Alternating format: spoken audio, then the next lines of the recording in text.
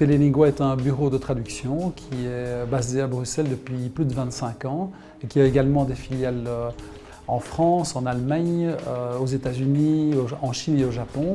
Et donc aujourd'hui, nous employons ici à Bruxelles 48 employés qui sont d'ailleurs à 80% des femmes et qui elles-mêmes travaillent avec un réseau de plus de 1500 traducteurs qui sont répartis un peu partout dans le monde.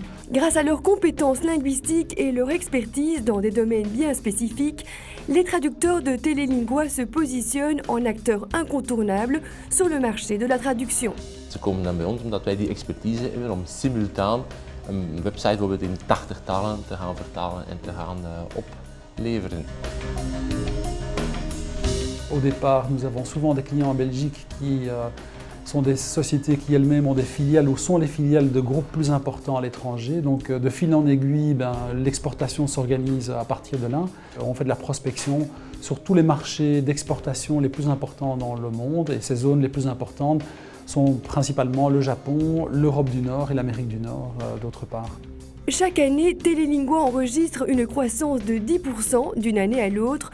La société figure dans le top 20 mondial des plus grandes sociétés de traduction, grâce notamment à leur pénétration sur les marchés émergents. Il faut savoir que donc, sur le marché mondial, il y a des langues qui sont en réelle croissance et qui le seront encore dans les années à venir. Des langues qui sont parfois très connues comme le portugais.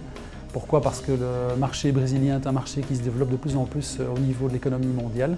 Mais il y a aussi des langues qui sont moins connues, comme par exemple le tamil, qui est une des 12 langues officielles en Inde, qui est parlée par plus de 70 millions d'habitants, ou encore le tagalog aux Philippines, qui est parlé par plus de 100 millions d'habitants, et qui sont des zones qui sont également en développement économique.